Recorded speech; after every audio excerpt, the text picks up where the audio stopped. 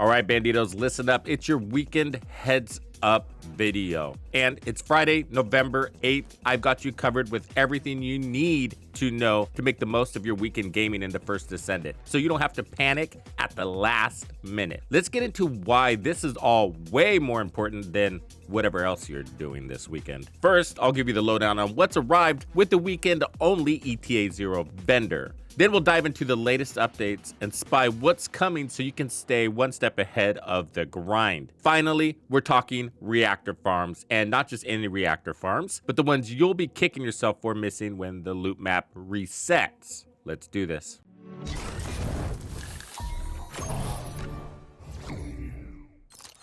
Tux makes it exciting! Check out what this dude has to sell. The exchange infiltration rewards, these are the ones you get just by doing the 400% infiltrations. So it looks like we're gonna get some more equipment slots, always helpful. Precision code breakers, 6 of those. Regular code breakers, 10 of those. We got some stabilizer forms back on the board, and it looks like it's form 5 and form 4. The perforator blueprint, the perforator just got a rework, so this is good timing. Make sure you grab this. Energy activator blueprint, these are pretty darn valuable, and it's only costing you 15 vouchers. Wow, must buy.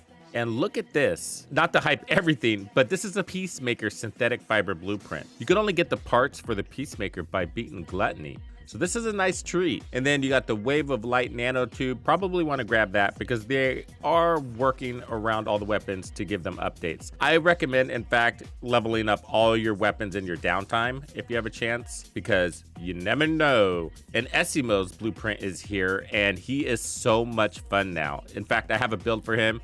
Check it out. It's a blast. Clairvoyance polymer, Sharon enhanced cells. And then for cosmetics, it looks like we got an orange here, a red orange, and then a matte candlelight yellow, a sun-kissed beige, a skin color there, a natural yellow hair tint. All right, in the exchange supplies, this is what you get from selling your blueprints: storage slots, ultra precision code breakers, shape stabilizers, and let's see, a blue beetle, a glay code, a regular glay code, secret garden polymer, a very important gun for lots of descendants, and Nazistra's Devotion, pretty cool pistol, especially if you're gonna run that Sharon Gluttony build I put out. Check that one out. Restored Relic, I'm having a lot of fun with this weapon on Enzo. For cosmetics, we have real matte black, matte red, shiny metal ivory. Good color setup here, actually. These are all pretty cool. And then a natural brown, because why not? So the devs just rolled out Hotfix 1.17. And with it came a lot of discussion on the future reworks of the outposts. There's nothing firm yet, but what went into effect immediately was that they decreased the wait time on the outposts from 60 seconds to 30 seconds. So the fights basically feel back to back. Otherwise, in 1.17 was just a bunch of other minor changes, but they started discussing things like changing the amorphous pattern farms to give you more options than just being required to do outposts with Sharon. You're also gonna have the option to farm these in infiltrations. So they're trying to drive more traffic into infiltrations, and I'm not sure that's really necessary because I feel like that's where the game is at right now, but that is their plans. And then it opens up a discussion on Sharon and her usefulness, because you're gonna be able to get those patterns now without being required to use Sharon to hack the terminals anymore. But there is speculation out there Sharon is going to be the next ultimate. If she is, it might not be that much of a problem. So we don't have any additional intel on patch 1.18, nor do we have any updates on patch 1.19 at the moment. But I was able to extract the details from the devs' remarks and plug them into season 2. So the outpost rework phase 2 and 3, they stated will happen in early season 2. So we don't know if that's going to happen on day 1 or a patch soon after. They also plan on adding random matchmaking for infiltrations to decrease the wait time. And I assume they're not talking about the 400% infiltrations, but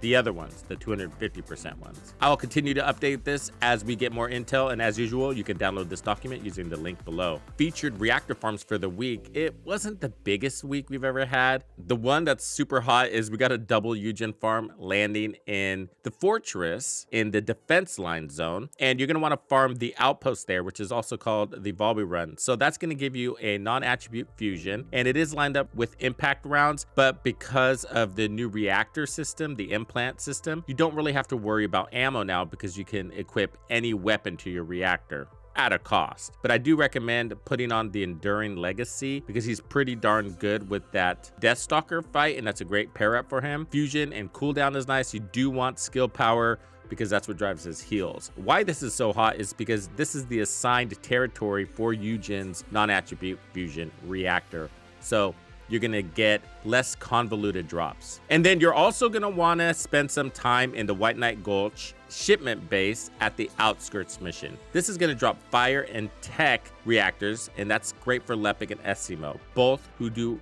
really well in those 400% infiltrations or just mobbing in general. If you haven't broken out an Essimo build, you need to do that. And I did create builds for both of these fellas. Check them out here.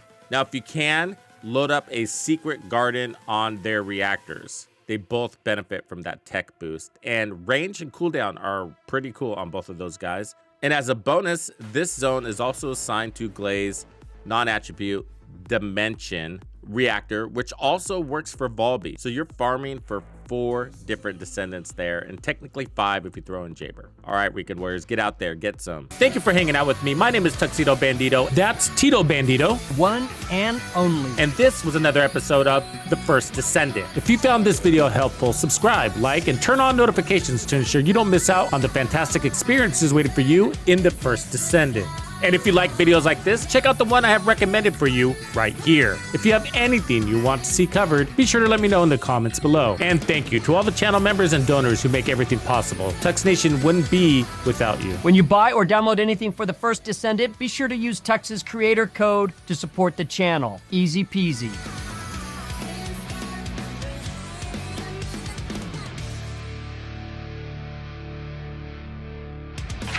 Follow me.